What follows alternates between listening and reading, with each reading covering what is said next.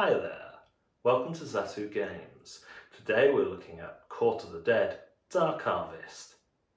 Let's roll the credits.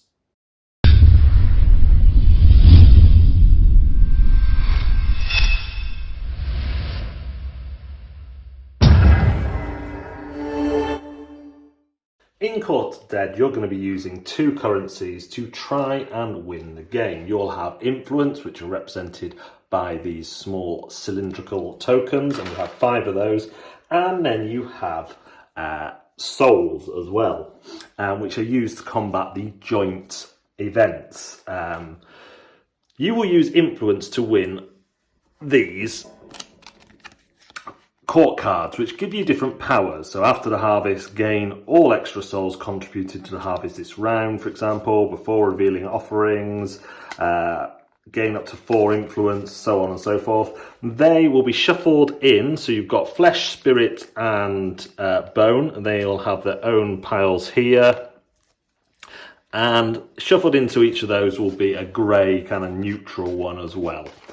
The offerings are the things that you are going to be fighting together or contributing towards together, and you can see they have a number. 13 souls gives 6 cut souls to another player if you fail to do this, which I'll talk about a little more. And then the final offering. You simply place the final offering face down and randomly choose 5 other harvest cards to go on there. So 1, 2, 3, 4, 5. And that is pretty much all you need to do for setup. The amount of souls each player starts with at the beginning of a round is dependent on the player count, which the back of the player boards will tell you. And then it just goes through the rest of the game. You will turn over the top card of each thing, read it out so people know what they are bidding on. And to win these, you will use your influence tokens. You have 5 of these, but even if you don't win, you lose these for a round. So, or you can lose these for a bit. So, you will regain 1 before this bid, but you only regain them at the pace of 1 unless you have a card that does so. Some of the cards will let you get your influence back, but there you go. The other thing you're going to put into your hand is a token that matches the card you want to get. So you'll do flesh, spirit or bone, depending on which you want to go for. So if I want to go for flesh, I might do that. Everyone else puts their hand in and they reveal, and then whoever bid the most will get that card.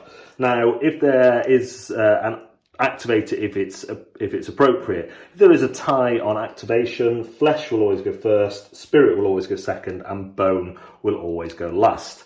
I put them out in that order just as a helpful reminder. So if I spent 3, these will go here. I will take this card into my hand, and that'll be my card for the rest of the game. The winning person is the person who has the most souls at the end of the game. So you are trying to get souls all the way through. However, after you've done the bidding for these cards, you will bid for this card where you must contribute towards the harvest. If we fail this, then the person who's put least in will have to take this effect. So obviously 17 souls. If there was 4 of us playing, we each start with 6 souls. Assuming we haven't got any more, that means we've got 24 between us. We should be able to do it. However, not everyone might want to put all their souls in. So you discuss it, you decide secretly, you put your souls in your hand and you do it again. And the person who put least in, if you fail, will take a punishment. However, if you put the most in, you will get your influence back, one of your influence back, a bonus one. If you fail more than 3 times, on your 4th, you take one of these cubes, these things onto the harvest deck. Not cubes, they're little glass beads. If you fail 4th time, the person who then took the lowest, put the lowest in, is out of the game. They're eliminated. However, there is only 6 rounds, and this can only happen from the 4th round onwards if you fail every single one. So the most they're going to miss is 2 to 3 rounds at absolute worst. The other thing to note is that when you win a card, you get the favour of that faction as well. So until someone else wins a card from that faction, you get this power. So plus or minus 1 influence after the bids are revealed. If I won that, I would keep that until someone else wins a flesh card. And these just give you little perks on there. So that is basically how a round works. You get your souls, you bid influence for one of these cards, then you activate all those powers and you do a harvest card. And you take back these depending on how many you've bid for there, and you get more souls, 6 in a 4-player game at the start of the round. And you do that, and at the end of the game, the player with the most souls is the winner. Also worth mentioning is this game comes with a lovely, as you can see, insert. However, my one kind of issue with this insert is that I don't feel the game components would take up that much room without this insert. So I feel like this insert is kind of filling the box. So you see I've got basically not even, I mean if I sleeve those would be full. A deck of cards, then you've got these tokens which would just be in a couple of bags. So really you could probably get away with, I mean even a half-size box for this. Apart from, I guess, you've got the player shields, but again, the depth of the box certainly doesn't need to be that big. Might be a problem for some of you. I like game trays, so not so much of a problem. Cult of the Dead Dark Harvest is a little bit of an odd one for me.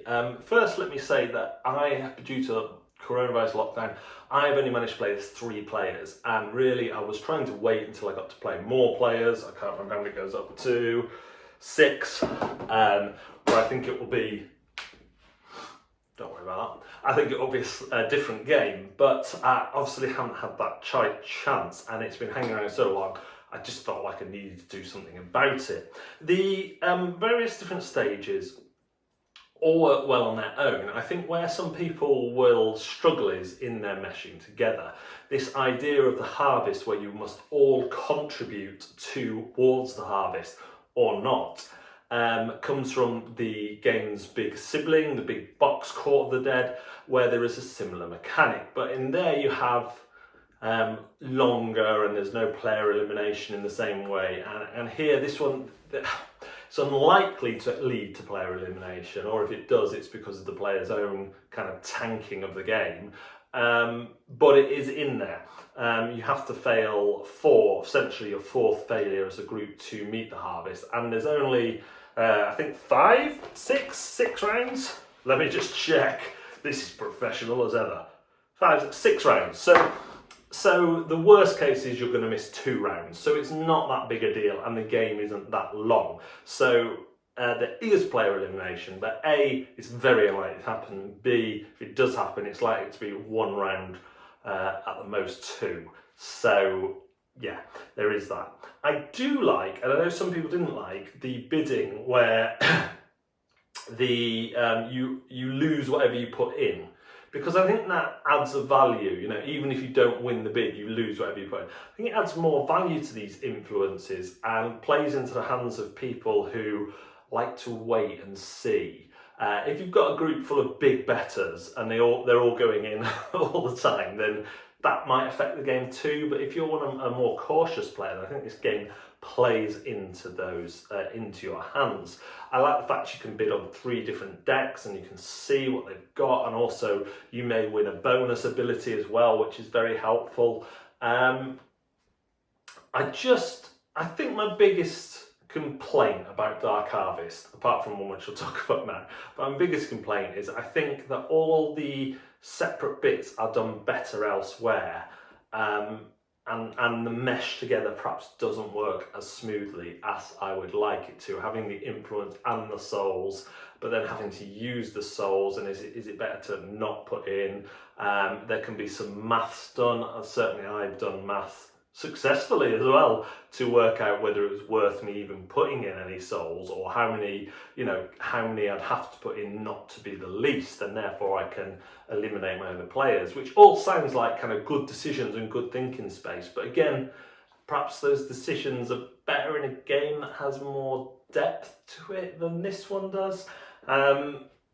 The other thing to note is, though, although the components are great, and it does have this insert here with these wonderful game trays, and they are wonderful, it's just the game trays, I think, take up more room than the components do. So we've just got 2 decks of cards here and just loads of tokens that would otherwise be in baggies, and it kind of makes it fill the box, but it would be like half of the box if it didn't have the game trays, and that's an odd one for me, because I love these trays. They're practical, you just throw them out on the table, especially this top one, and use them.